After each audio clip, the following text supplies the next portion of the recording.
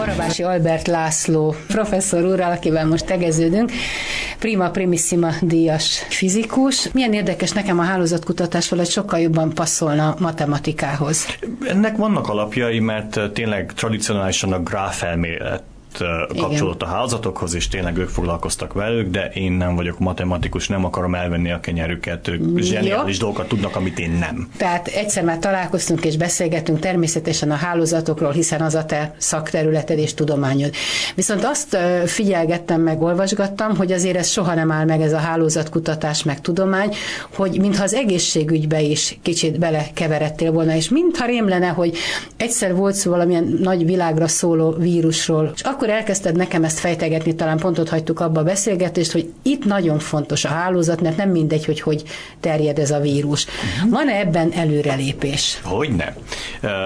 Már nem emlékszek, melyik évben beszéltünk, de körülbelül egy ilyen 5 évvel ezelőtt egy nagyon fontos változás volt a vírusok előjelzése terén, hogy azelőtt nem tudtuk megmondani, hogy merre terjednek a vírusok. És az Alessandro Vespignani kollégámnak köszönhetően, aki ennek az egésznek az elméletét és a módszertanát kidolgozta, most már nagyon pontos eszköz van a kezünkben, amely meg tudja mondani, hogy ha a világ bármelyik pontján megjelenik egy vírus, bizonyos terjedési tulajdonságokat, annak a valószínűsége, hogy valaki átadja, hogy emberen, állaton keresztül terjed, tehát hogy tudjuk a biológiáját, akkor meg lehet mondani azt, hogy 2 hét múlva hol lesznek az első megbetegedések, mikor fog eljutni Budapestre, hány ember fog megbetegedni nagyjából, és mikor Budapesten, vagy Barcelonában, vagy Mexikóban.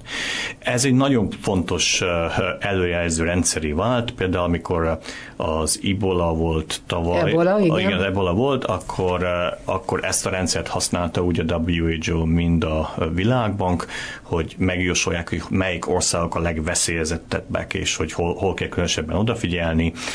Ezt a rendszert használják, éppen a tegnap előtt volt egy hosszú telefonbeszélgetésem a kollégámmal, és ő most teljesen el van foglalva, mert most az Zika vírusba dolgoznak, és megint azt próbálják megmondani, hogy hol vannak a veszélyeztetett környékek. És mi a veszélyeztetett? Magyarország persze minden szemnek maga felé hajlik a keze, ezért kérdezem Magyarországot. Számunkra ez a legkevésbé veszélyes vírus. Először is nem egy igazán veszélyes vírus egy felnőtt számára, csak nem terhes.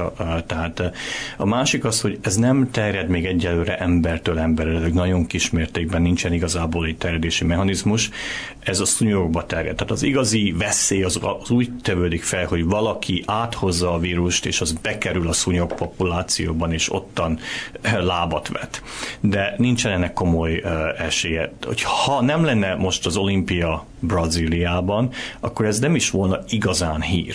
De azáltal, hogy rengetegen a világból mennek Brazília felé, ezáltal egy teljesen más dimenziót kapott a probléma. Most lehet, hogy nagy butaságot kérdezek, de ha már Brazíliát mondod, és hogy ott óriási nagy tömeg lesz, a terrorizmus terjedésére nincs hálózat? Hálózatkutatás? A terrorizmus terjedésére van, de leginkább arra van, hogy hogyan lehet megtalálni a terrorista cellákat egy bizonyos közösségen belül. Tehát amit a terrorizmus hozott nekünk, az egy paradigmaváltás a háborúban. Ugyanis az összes nagy ország olyan háborúra volt felkészülve, arra készültünk az elmúlt 50, sőt több száz éven keresztül, hogy egy nagy hadsereg a másik nagy hadsereggel meg fog ütközni különböző eszközökkel.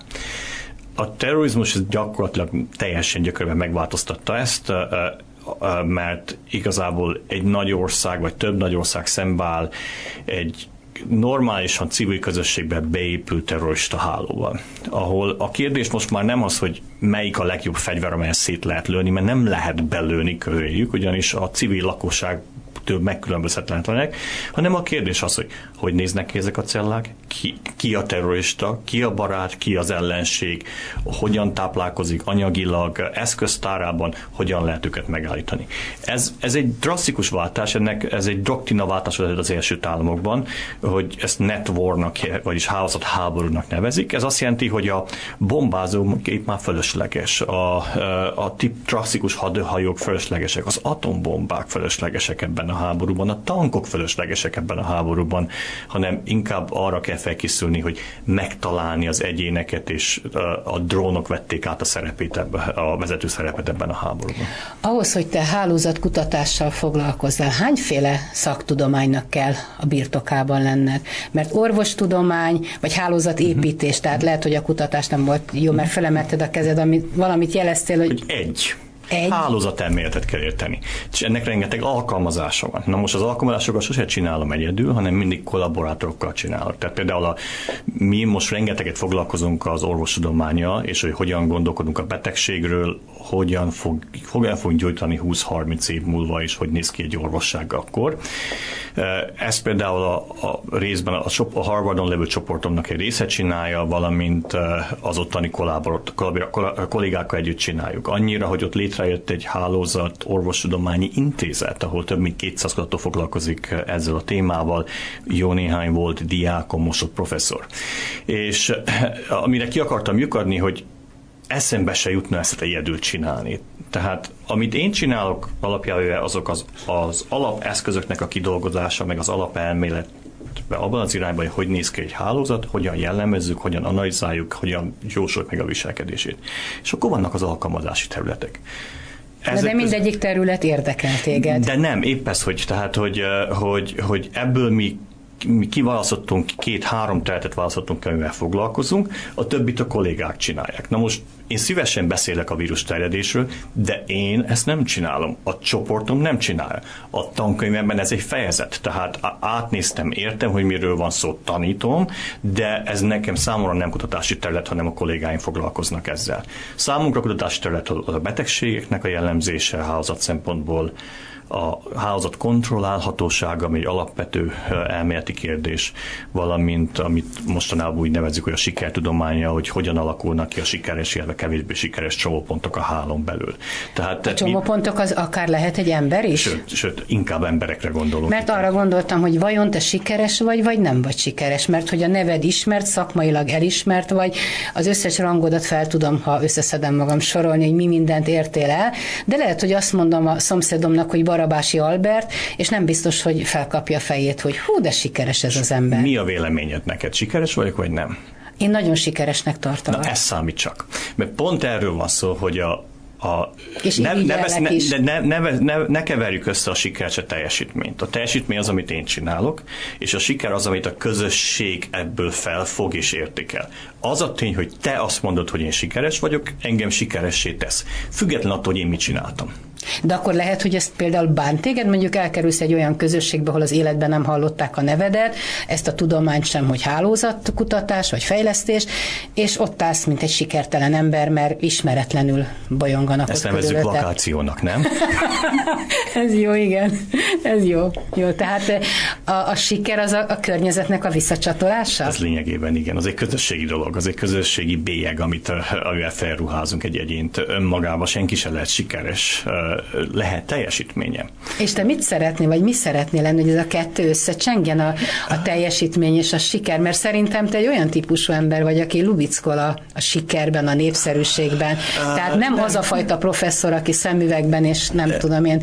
Ez a lubickolás, ez talán egy kicsit túlzás olyan szempontból, hogy nem hiszem, hogy erről van szó. Én nem tudom, hogy mikor beszéltük meg ezt az interjút, de például az elmúlt másfél évben nem is adtam interjút. Azt mondtam, megvárjuk, míg könyv lesz. És akkor fogunk beszélni. Én nem keresem ezeket a lehetőségeket. Én dolgozni szeretek, és szeretek visszavonulni a világtól, és csinálni a dolgaimat, a családdal lenni, fókuszálni a következő projektre. Az, hogy van egy bizonyos siker aurája is az egésznek, ezt kénytelen vagyok felvállalni, tehát azért nem bújok el előre, de akkor vállalom fel, amikor szükség van rá. Tehát például... Igen, hát azt gondolom, hogy a tudomány érdekében fel kell egy kicsit áldoznod magad, hogy vállald, hogy hadd terjedjen ez, mint a hálózat, meg a vírus. Pontosan, tehát részben tehát van egy kötelességem a közösségem és a szakmám felé, hogy néha azért meg kell jelenni és kell beszélni erről. Van kötelességem a projektjem felé, tehát, hogy most ezt az interjút azért fogadtam el, mert hogy most jelent meg nemrég a tankönyvem Magyarországon, sőt, a tankönyvemnek a magyar verzió jelent meg először a világon, kb. Egy hónap múlva meg lesz az angol verziója, nyár végére meg lesz a kínai, és még egy jó néhány nyelv, tehát számomra öröm, hogy ez pont magyarul jött ki, és most a tankönyv megjelenésével kapcsolatban például felvállaltam azt, hogy beszélgetünk itt. Ennek nagyon örülök.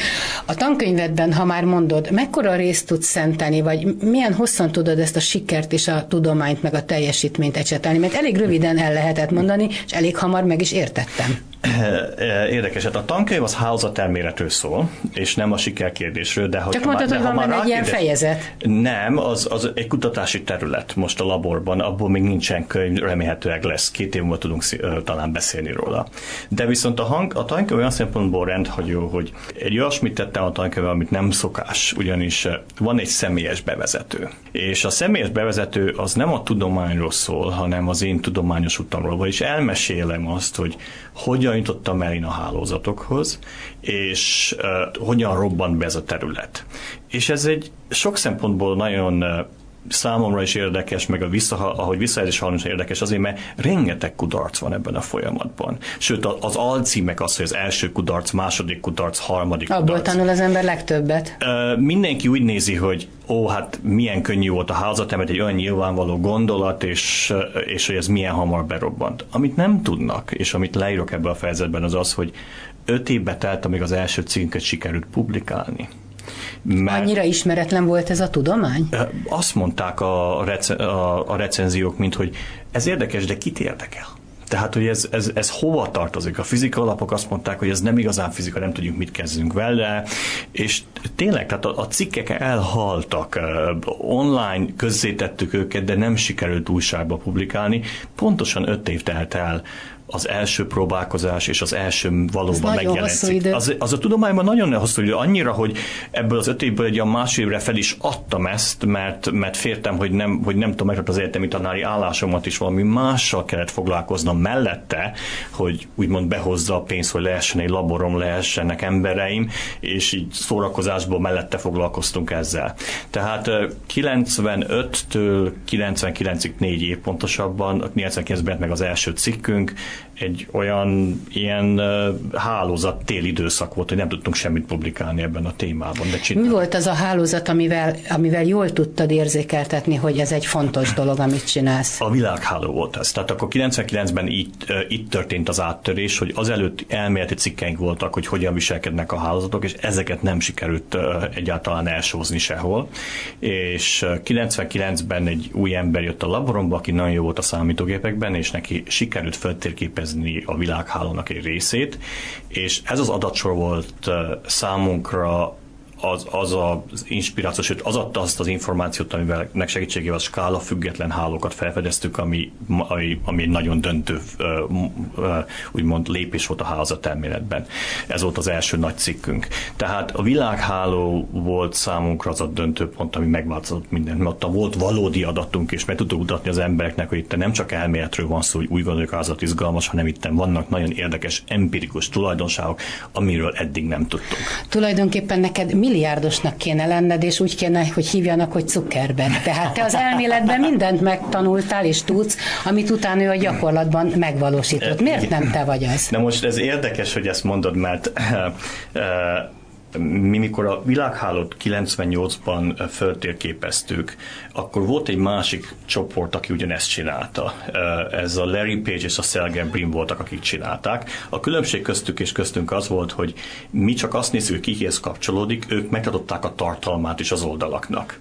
Na most az ők munkájukból és az ők cikkükből lett a Google, és ez a kis különbség, ez körülbelül $500 milliárd volt, az, hogy ők megtartották a tartalmat. Nem fájt neked nagyon? Nem, soha nem fájt, de érdekes volt, hogy 99 végén, talán 2000 elején volt egy konferencia San Franciscóban, és nagyon kis konferencia volt, olyan 20-an voltunk körülbelül, és az egyik előadó bejött egy ilyen nagy dobozzal, és kinyitott a dobozt, és kezdett kivenni ilyen rövidújú ingeket, ez a t-shirtöket, és mindegyiknek, minden konferencia részvevőnek, a 20-unknak adott egy t-shirtöt.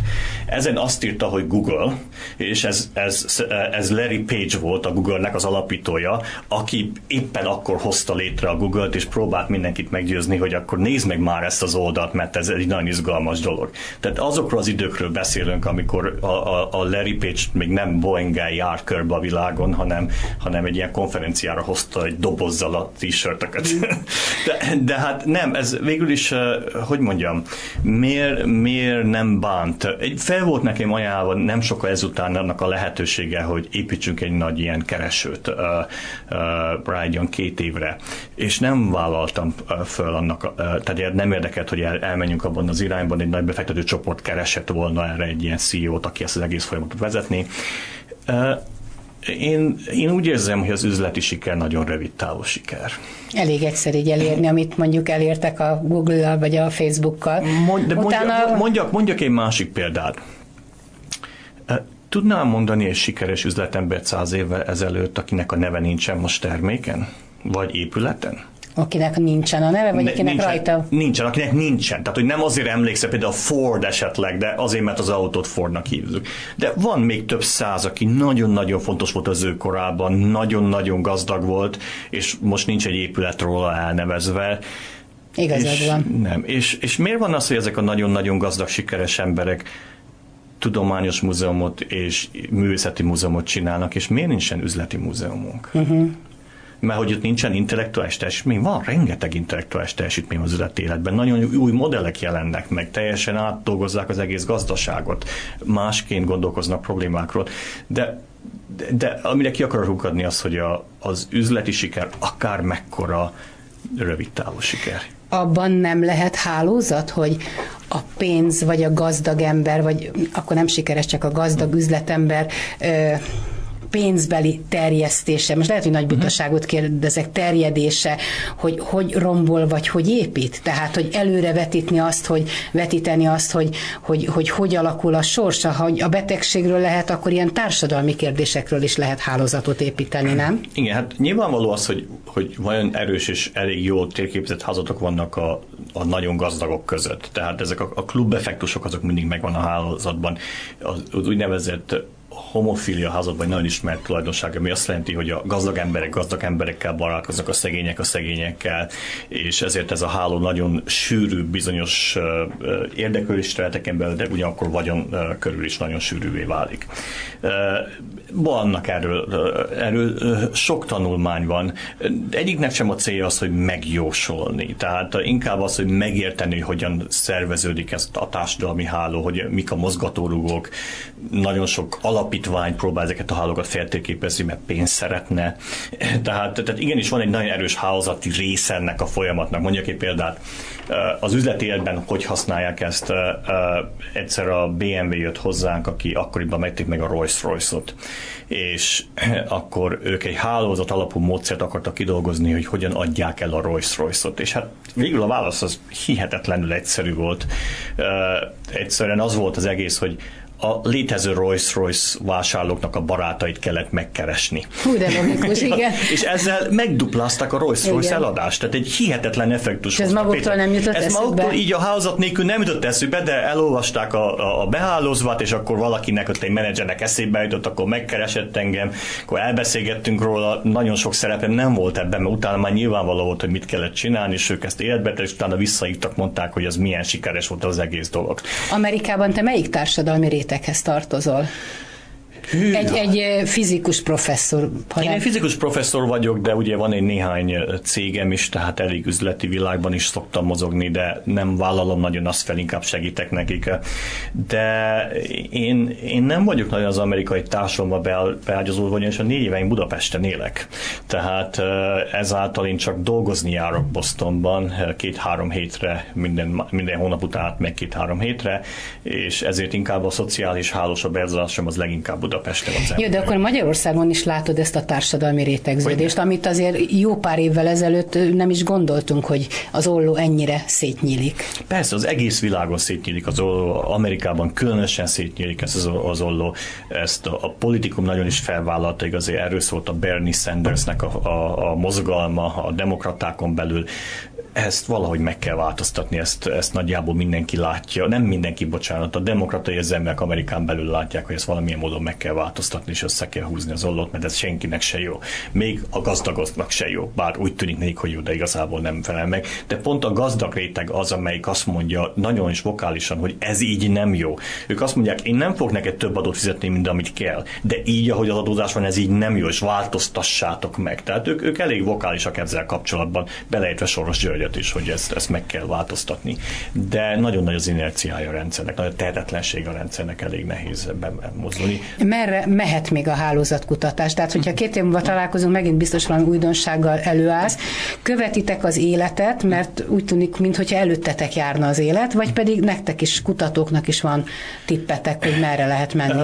Itt 2 különböző dolog van szó. Tehát mi kutatóknak rengeteg tippünk van arról, hogy mik az izgalmas szakmai kérdések, amit meg kell oldani, ami a belső világa a hálózatelméletnek. Ezek többnyire matematikai kérdések, modellezési kérdések, meg tehát amit maga az elmélet kíván meg. Tehát ez egy kicsit olyan, mint hogy hogyan halad a matematika előre, vannak belső matematikai kérdések, amit meg kell válaszolni.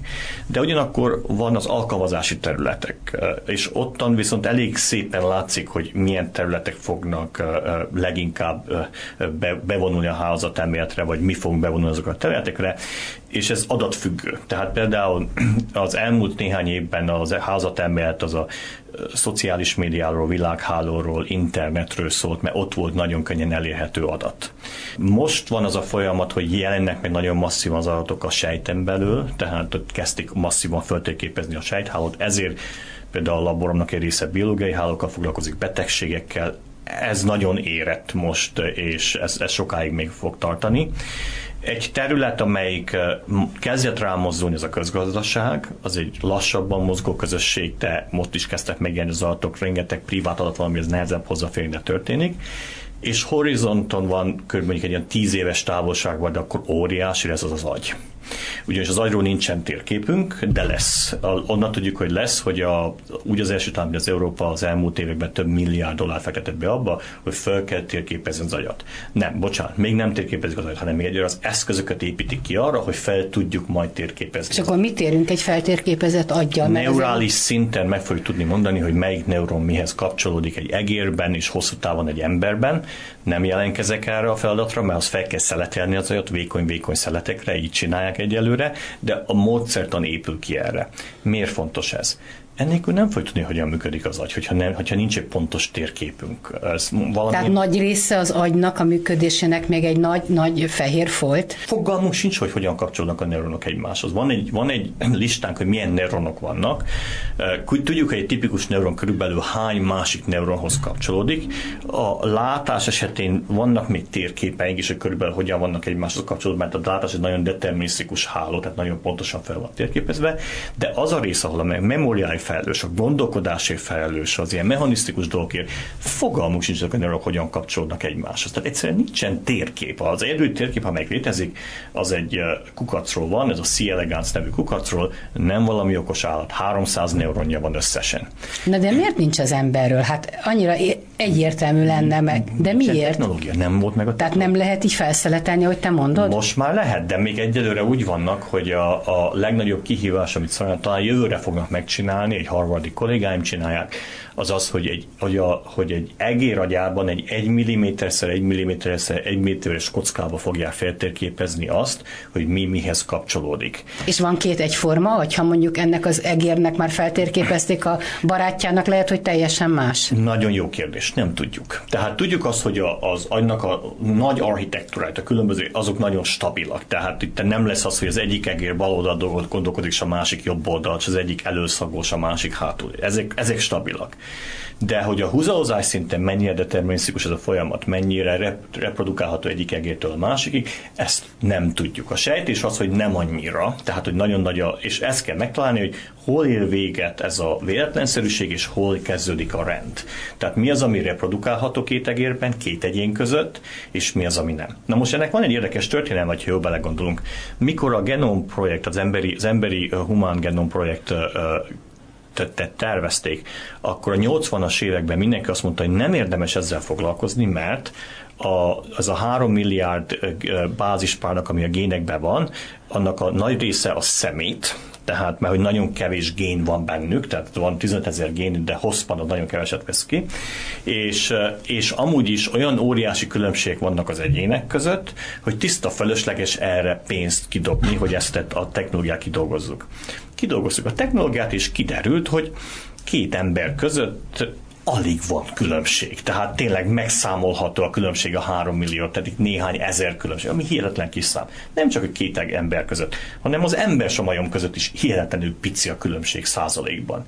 Tehát elképzelhető, hogy hasonló dolog fog kialakulni, mikor az agyot feltérképezzük, hogy kiderül, hogy nem is annyira különbözik két agy a húzahozás szinten. De fogalmunk sincs erről pillanatban. Köszönöm szépen Barabási Albert Lászlónak, köszönöm, hogy itt voltál. Köszönöm.